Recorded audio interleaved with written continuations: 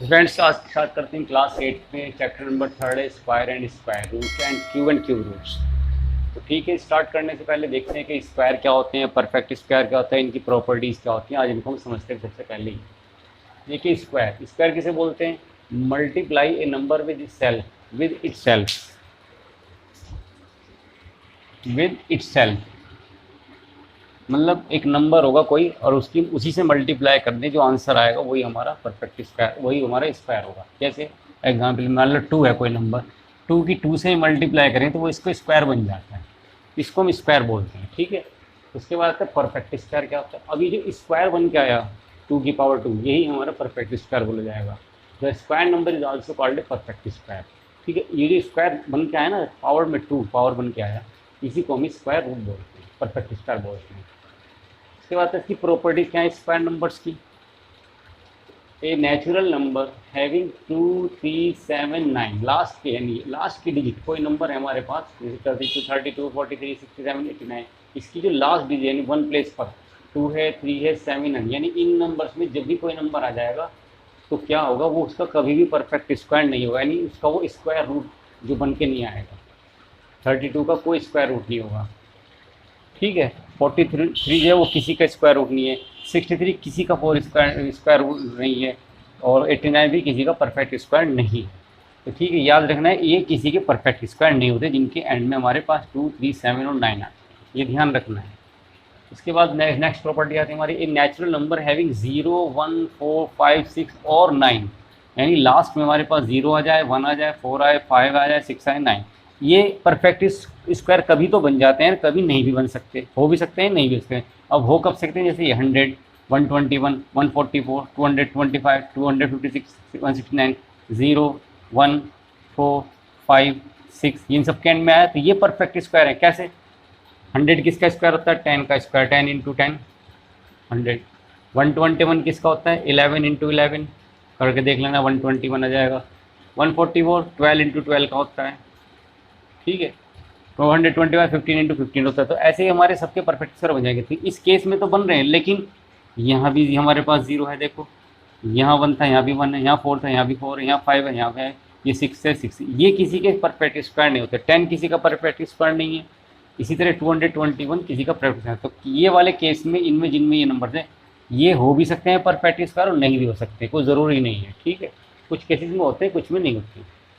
तो आती है फिर नेक्स्ट हमारी property, a number ending with an odd number of 0 is never a perfect square, यानी किसी के लास्ट में 1 0 आ गई, 3 0 आ गई, 5 0 आ गई, 7 0 आ गई, ऑड नंबर्स की 0 आ गई, तो वो किसी का परफेक्ट स्क्वायर नहीं होगा। 1 0 है, 3 0 है, 3 0 है, ये किसी के परफेक्ट स्क्वायर नहीं। अगर 2 0 होती तो 10 का स्क्वायर इज 100, क्योंकि 3 0 आ गई तो ये किसी का परफेक्ट स्क्वायर नहीं होता है।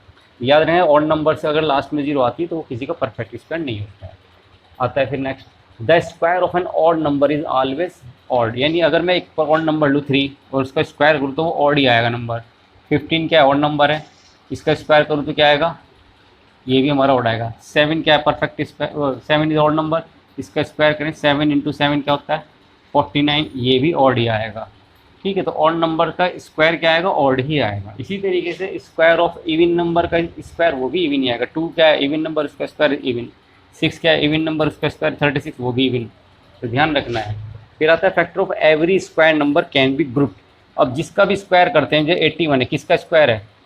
ये होता है 3 इंटू 3 इंटू 3 इंटू 3 3 इंटू 3 9 9 3 27 27 3 81। तो मैं ग्रुप बनेंगे, दो दो के पेयर बनेंगे, दो दो के पेयर बनेंगे। 36 के एक तो फैक्टर ये हो सकते हैं और ये भी हो सकते हैं। 6 6 36, देखो यहाँ भी पेयर बना 6 का। और अगर हम ऐसे लें 2 इंटू 2 इंटू 3 इंटू 3 2 2 4 4 3 12 12 3 36, तो यहाँ पे 2 का एक पेयर बन गया और 3 का एक पेयर बन गया, तो पेयरिंग बनेगी, यानी ग्रुप बनेंगे इनके। ठीक है, इसके बाद नेक्स्ट आती है प्रॉपर्टी, उसको देखते हैं। तो इसमें नेक्स्ट प्रॉपर्टी आती है हमारे पास ये, स्क्वायर ऑफ 1 और 9 एंड विद 1, यानी अगर हम 1 का स्क्वायर करेंगे तो भी एंड में उसके 1 आएगा, 9 का स्क्वायर करेंगे वो भी हमारा 1 आएगा, यानी जिस नंबर के लास्ट में 1 होगा, जिसके लास्ट में 9 होगा, अगर हम उसका स्क्वायर करेंगे तो लास्ट की डिजिट हमारी 1 आएगी। जैसे 1 का स्क्वायर 1 आ गया, 9 का स्क्वायर का 81, तो लास्ट में 1 आ गया, देखो दोनों में 1 है। इसी तरह इसका 1 एंड क्या है? इस नंबर में भी लास्ट में 1 है, ये वाला। इसका स्क्वायर करेंगे 1 to 21, इसमें 1 आया। इसके लास्ट में ये वाला 9 है, देखो 19, 29, 39 किसी का भी करो तो लास्ट में 1 ही आएगा। जब स्क्वायर करें 361 तो लास्ट में 1 ही आएगा। यानी स्क्वायर ऑफ उस नंबर का जिसकी लास्ट के डिजिट में 1 होगा, 9 होगा, जब उसका स्क्वायर करेंगे तो लास्ट में हमारी डिजिट हमारी 1 आएगी स्क्वायर होने के बाद। ठीक है, उसके बाद आती है हमारे नेक्स्ट प्रॉपर्टी स्क्वायर ऑफ 2 और 4। यानी अगर 2 लास्ट में 2 नंबर है या 4 नंबर है, उसका स्क्वायर करते हैं लास्ट में हमारा उसका स्क्वायर करने में 4 आएगा। जैसे 2 का स्क्वायर इज 4, 8 का स्क्वायर 64, लास्ट में 4 आएगा। 2 है ना, अगर मैं 12 का भी स्क्वायर करूँ क्योंकि इसके एंड में 2 है तो 144 आएगा। देखो लास्ट में 4 ही आएगा। ठीक है, तो ऐसे करना है। नेक्स्ट है हमारे पास, अगर किसी की लास्ट डिजिट में 3 और 7 है तो भी उसका एंड हमारा क्या आएगा, 9 आएगा। लास्ट में 3 का स्क्वायर होगा 9, 7 का स्क्वायर 49, 9।